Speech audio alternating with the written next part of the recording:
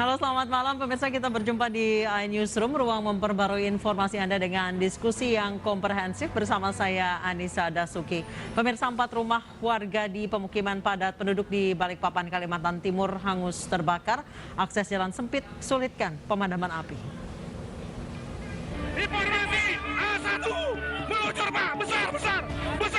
Kobaran api melahap bangunan rumah warga di pemukiman padat penduduk Jalan Karanganyar, Balikpapan kemarin malam. 8 mobil pemadam kebakaran dikerahkan ke lokasi untuk memadamkan api. Warga yang panik berupaya memadamkan api bersama petugas pemadam kebakaran. Akses jalan yang sempit ditambah banyaknya warga yang menyaksikan kebakaran menyulitkan petugas untuk memadamkan api. Yang dari sebelah sini. Oh, lantai 2 itu mas? Ya, lantai 2. Tapi nggak tahu awal kebakarnya, kita nggak tahu ya. Rumah itu, tahu api sudah besar. itu rumahnya ada penghuninya atau kalau nggak ada? Ada penghuni. Oh, terus? Tapi kalau yang di situ kan kontrakan, kita nggak tahu. Akibat peristiwa kebakaran ini sebanyak 4 rumah warga hangus terbakar. Belum diketahui penyebab pasti kebakaran. Akibat kebakaran ini kerugian yang ditimbulkan mencapai ratusan juta rupiah. 2 rumah dinas pemerintah Kota Bau-Bau di kawasan Sultan Hasanuddin hangus terbakar. Petugas kesulitan memadamkan api karena aliran listrik terlambat diputus. Rata habis satu rumah.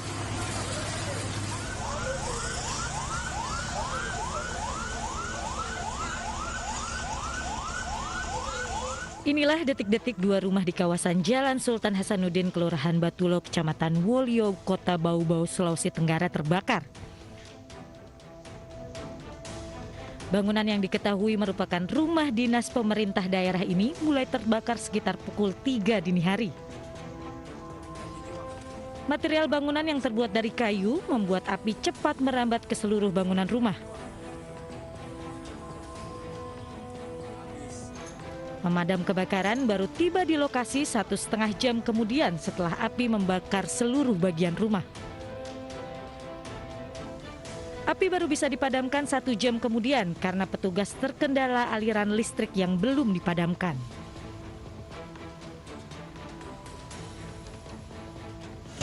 Api memang pada saat tiba di lokasi sudah membesar dan pada saat kejadian listrik belum padam. Sehingga kami ada kendala-kendala di dalam lapangan untuk menyelesaikan memadamkan api tersebut. Ini bangunannya ini terbuat dari kayu kan? Ya, terbuat dari kayu. Jadi memang api memang lebih cepat pada saat itu. Jadi memang cepat dia untuk membakar. Tidak ada korban jiwa dalam peristiwa ini, namun kerugian ditaksir ratusan juta rupiah. Sementara penyebab kebakaran masih diselidiki oleh polisi.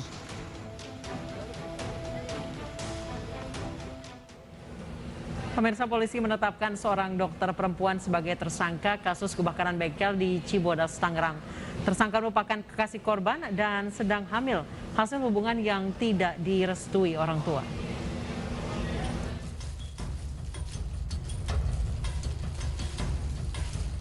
Usai melakukan gelar perkara dan mengumpulkan barang bukti, polisi akhirnya menetapkan seorang dokter sebagai tersangka dalam kasus kebakaran bengkel yang menewaskan 3 orang.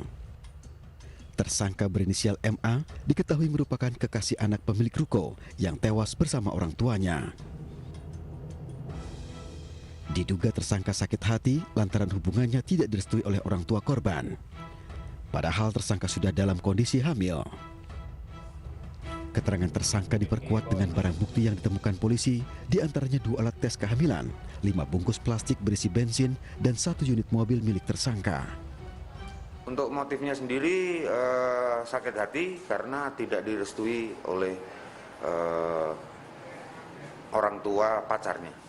Dari keterangan yang kami dapat bahwa si diduga tersangka itu sedang hamil.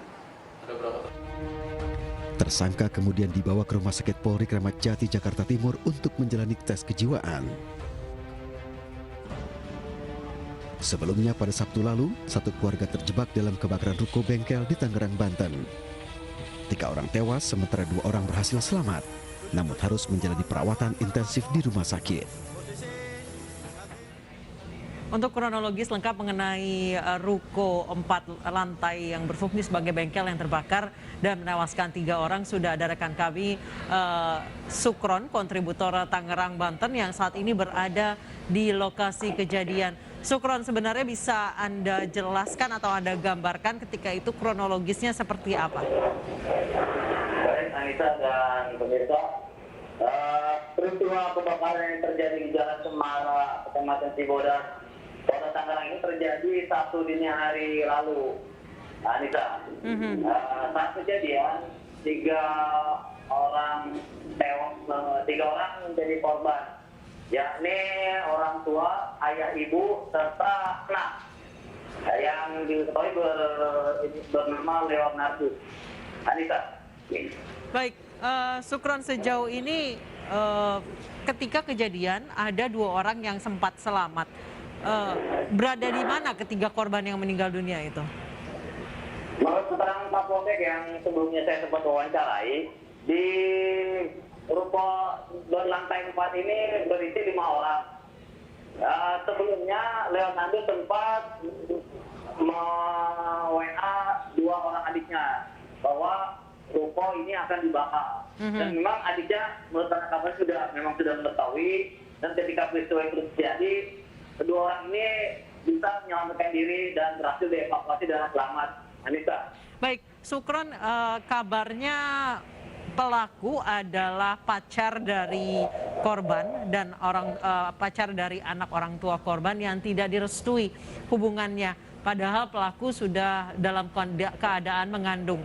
Informasi yang kami terima bahwa sempat terjadi cekcok antara ketiga orang ini dengan pelaku. Apakah benar demikian? Betul, Anissa. Ketika peristiwa terjadi pada hari Sabtu, kita datang ke TKP, tempat kejadian perkara. Kami sempat berbicara ke sejumlah warga yang melihat langsung kejadian tersebut. Memang sebagian warga memang tidak mau diwawancarai karena entah apa alasannya. Namun mereka sempat berbicara kepada kita, teman-teman wartawan yang liputan di lapangan, bahwa sebelumnya sempat terjadi cekcok.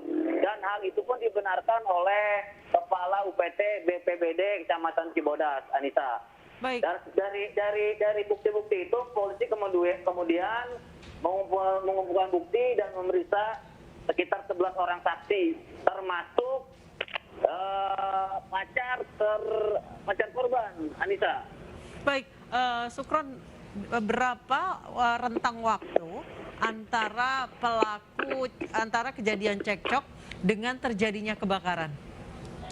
Kalau menurut keterangan Kapolsek yang sempat meminta keterangan tersangka, bahwa memang tersangka sudah mempersiapkan bahan bakar untuk membakar ruko milik kekasihnya, Anissa. Jadi sebelum dia datang ke rumah kekasihnya, si Leonardus itu, si tersangka membeli bensin eceran dulu di sekitar daerah Palem Semi sebanyak 6 buah kantong, Anissa.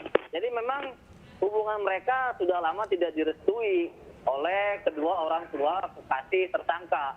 Seperti itu, Anissa. Baik, Sukron, pengancaman ini dilakukan secara langsung ketika cekcok atau melalui pesan singkat?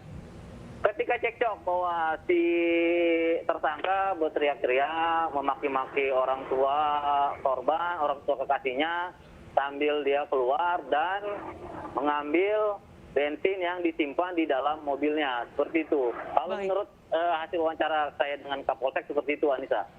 Baik. Terima kasih rekan Sukron melaporkan langsung dari Tangerang, Banten. Selamat bertugas kembali, Sukron.